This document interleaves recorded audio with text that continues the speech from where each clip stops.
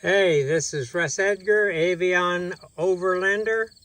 Welcome. Today I want to show you a project I've been working on that is in the truck, actually. I've installed a switch that controls both of my battery banks and my solar panels that are on top of the truck. The way this functions, and I'll pan around so you can see it, there's a cable, a number 4 cable coming from the top of the truck down to the bottom of the switch. That is the power coming in. And then I have a choice, and I'll come over so you can see, I've written it on there.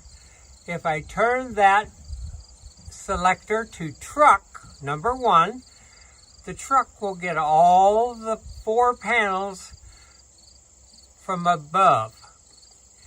However, as you can see, I have it on 2.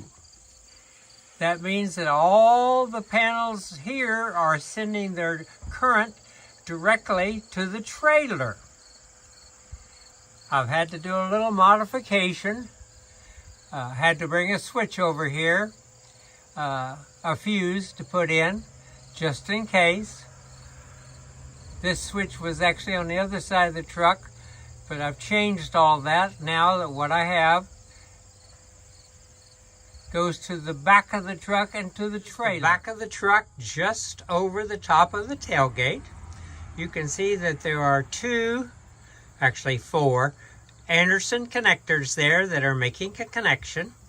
You see some used to be red cables. They're bleached out because they've been out in the sun on a solar 3-panel solar unit that was setting out in the yard. They bleached out, but the copper's still fantastic in it. They are number 6 cables, and doubling them the way I have, I checked it on, and that is equivalent to a number 3 cable when they're doubled.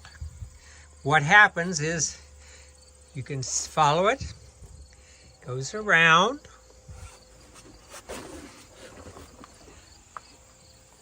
and I cut a hole in my trailer. Yes, I did.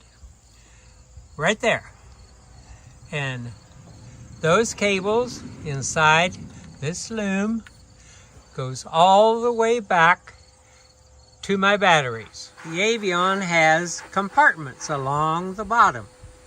And I chose, because this cable is so heavy, and I didn't want it to attach it to my belly pan because I thought it might, well, I'm sure it would pull all the bolts or rivets loose in time, especially after going to Canada this year and running into some roads that needed to be fixed, but wasn't ever going to happen. So what it is, this is the loom. The cables are in here, and they run back through these doors all the way back to the end of the trailer.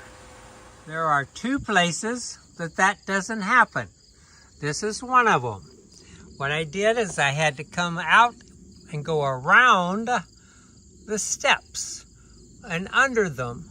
I could not go through them because they're movable, and it would take a remastering of steps to do this. So what I have is I have purchased heavy-duty zip ties. They're 120-pound zip ties. They will never leave, let anything go. They'll be forever. When I got to the wheel well, I did something very similar, only instead of zip ties, I used metal clips, and I used Olympic rivets. You can see they stick out a little bit. They're not like regular rivets.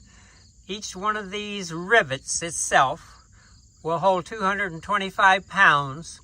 So each one of these brackets has 250 or 450 pounds of hold on them.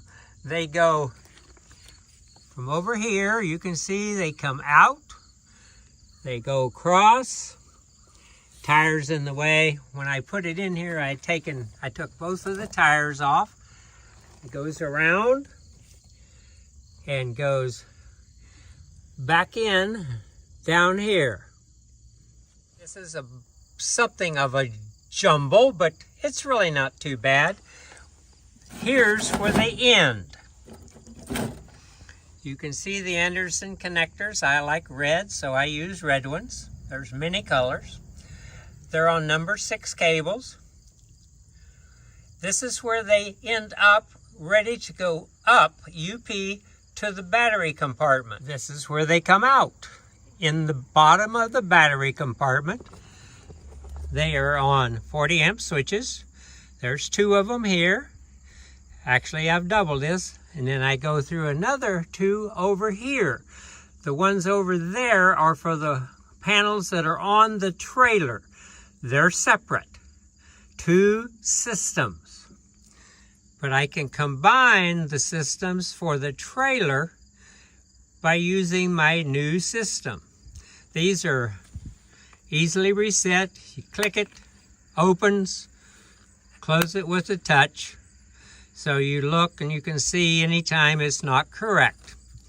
Right now, I am charging Lynn's inside the trailer, running the vacuum. So it is taking quite a bit of juice. It's running on inverter only.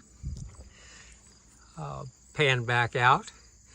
You can see the batteries are right there. Charger and inverter are right there to the top right. This is a 60 amp solar controller right here. I've never shown you, but I have bus bars back here, and everything runs off of them. So why do all this agonizing work? And it was agonizing. I had to pull part of a battery bank to get room to work. I had to, and this was a job and a half, to put that loom with the cables in it through the Avion. But what purpose? Well, the purpose is this, is we're driving down the road, no matter where we are, we'll be able to charge the trailer, and those are the ones that are the lithium batteries. We'll be able to charge the trailer with all 8 panels, 4 on the truck and 4 on the trailer. So we'll always, no matter what, we will be fully charged when we get someplace. Well, you're going to say, why would you do that? Because what's going to charge the truck? Well, the truck has a DC to DC that runs off the alternator. So if we're driving a couple hundred miles, that battery bank is going to charge itself just from the alternator. When I get to a location, and say we get to some place at 2 or 3 o'clock in the afternoon, I throw the switch, and all the sun, the solar panel juice, goes right to the batteries that are in the truck. The truck has 420 amps of really good lead acid AMG batteries. The trailer has 400 amps of lithium. This is the driver's side of the cable. It comes between the propane tanks, has lots of slack, so when I make turns I won't have any problem. Goes up. I'll go ahead and close. You can see back of the topper closes correctly. I can even, if I wanted to, I can push it in and lock it. I wanted to show you the difference. We're on a very cloudy day. It's been raining on and off all afternoon. The panels on top of the Avion are putting 83 watts in on a bad day, and the battery is about 95%. I'm going to ask Lynn to throw the switch, and this should about double if I've done everything right. Throw that switch. All right, this looks really good. Well over 200% on a crap day. If you would, I'd really appreciate it if you would subscribe to our channel. It would really help us out. Be safe out there, and I truly hope you're as lucky as Lynn and I are.